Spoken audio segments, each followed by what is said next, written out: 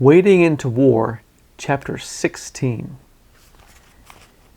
In a move that later we would declare under oath was neither planned nor choreographed, Gardner tossed the briefcase in Dietrich's direction. At almost the same time, I brought my right hand up and across my body, clicking the button of the collapsible steel baton as I did so. It was the only one weapon I carried at all times, even when I didn't carry my gun. Bad guys don't usually expect something so blunt to be used as a weapon of first resort. The baton snicked out to nearly its full length as I brought it down on Dietrich's extended gun hand. The gun went off. Gardner yelled and spun backwards. Dietrich grunted in a mixture of surprise and pain. He dropped the gun in the pavement. I lunged for it, but a vicious kick by the Nazi swept my legs out from under me. I crumpled to the ground, afraid Dietrich would get my gun, shooting both Gardner and me. Instead, Dietrich lurched forward and grabbed the briefcase with his uninjured hand and started running. I quickly got to my feet and grabbed the gun. For a second, I considered taking aim and firing, but his figure was already at the edge of the light. I wasn't going to take the chance of hitting someone or something. I took off after him, the hard leather of my shoes crunching the cement. Dietrich was fast. All he had to do was get to his car parked in the alley.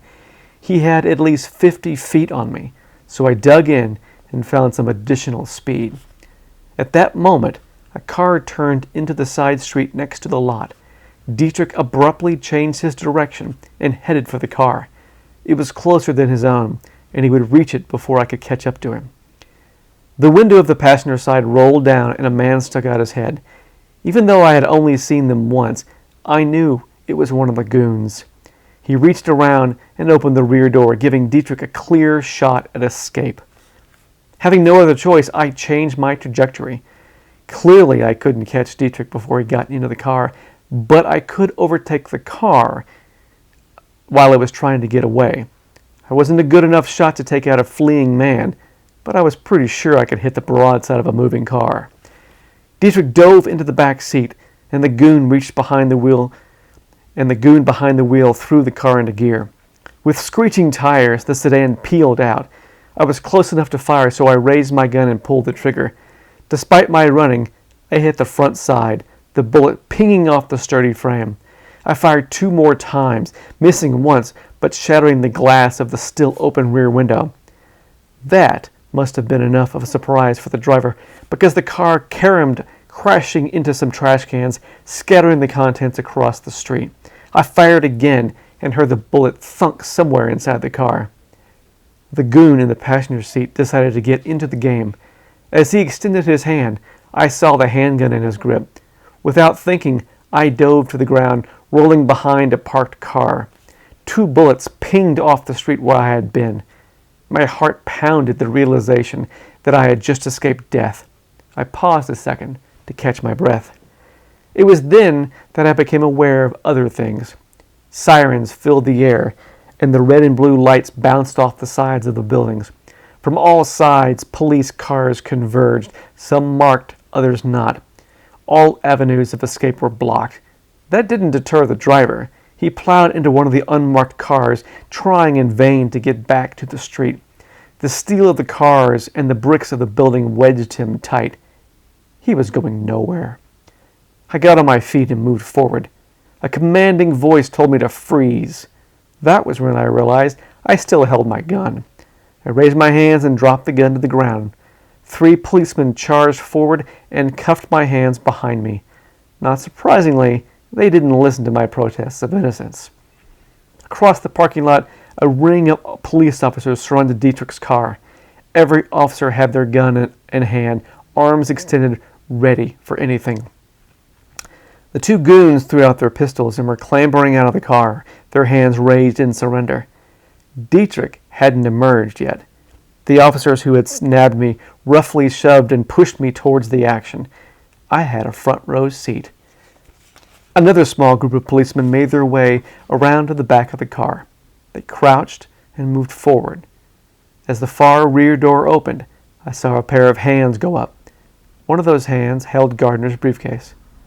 Suddenly, I remembered my friend. I searched for him where he had fallen. He wasn't there. Instead, Gardner, flanked by 2 officers, walked to my location. He held a bloody towel over one arm. From across the parking lot, 3 other men strode forward. They held no weapons, but I recognized them. It was Donnelly, Gregson the driver, and the 3rd man who had ridden shotgun earlier this evening. Not for the first time today, I marveled at my innately poor ability to lose any pursuer. If I was going to give this PI thing an old college try, I was simply going to have to get better. Gardner shuffled up beside me. I said, "You okay?" "Yeah," he said, his teeth gritted together. "I'll live. I'm more steamed about not having those documents." He looked down at my hands. "Why the cuffs?" I gave him my lopsided grin. Despite my honest entreaties, these gentlemen think I'm a criminal. "Well, you're certainly guilty of bad timing. Couldn't you have slugged that guy before he pulled the trigger? I mean, really, what were you waiting for?" I shrugged my shoulder. "The perfect time."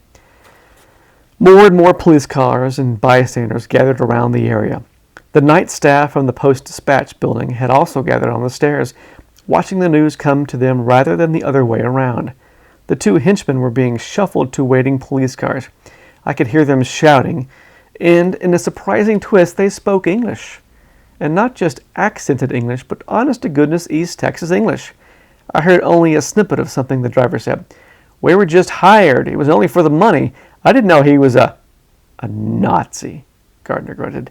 "The son of a bitch is a Nazi." "Yep," I said in agreement. Donnelly emerged from behind the car. He carried the briefcase. Behind him, 2 of his soldiers flanked a handcuffed Dietrich. Captain Berman walked with them. Donnelly indicated me. "Uncuff him." The 2 policemen next to me didn't take orders from a man who wasn't their commanding officer. They looked at Berman, who, with gritted teeth and flexing jaw muscles, nodded once. The guy on my left unlocked the cuffs, but not before making them just a little bit tighter. I winced, further shattering my cool PI demeanor. I turned and glanced at his name. Potter. That's a name I wouldn't soon forget. Potter just smirked at me and walked away. Donnelly said, "So, Wade, you found the documents. Good for you. Did better than any of us. What tipped you off to the location?" I nodded to my friend. "I remember when Mr. Gardner here, reporter extraordinaire, was working on a story exposing the malfeasance of one of the big fisheries down in Galveston. He had some toughs after him, so he mailed books stolen from their offices to his desk at the newsroom. That made sure the evidence was taken care of, and if the bad guys stole anything, they would be committing a felony." Donnelly raised an eyebrow. "Nice." He chin-nodded at Gardner. "How's the arm?" "It'll heal," Gardner said. "What about the evidence in my briefcase?" Donnelly held the bag aloft. "This yours? Nice case." He patted it with a hand. "You can have the case back, but we're confiscating the evidence." "What? You can't do that. Do you know what's in there?" "Yes, I do. And yes, I can," Donnelly said. "National security." At that reference, Berman glanced at the Army major. "Really?" Donnelly inclined his head. "Yes, sir. And the U.S. government is very appreciative of all the help you offered on this case." He turned and faced the police captain. "But we're also going to ask you to forget what you've seen here tonight." I'm not sure what I've seen tonight," Berman said. "All I know is I have 2 dead bodies and no suspect." He shot an accusing finger at me. "I had one, but because of your testimony, I no longer have him." I frowned. "Testimony?" Donnelly said, "Yeah, it seems someone else fired the gun that killed these 2 people." He indicated Dietrich.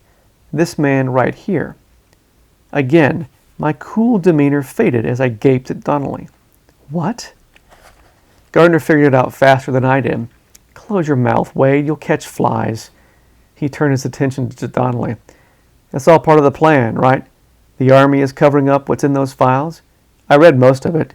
I saw the photos. I know what's in there. I can still publish something. I've read enough to make it a damn fine story. Get the facts out there." Dietrich merely fumed. Donnelly considered Gardner's words for a moment. Then he whispered something in the ear of one of his men, who quickly sliced through the crowd and went inside the news building. Remembering I had a case to clear, I said, "Can I at least ask you something, Garden? Or do you, Donnelly?" I took their silence as consent.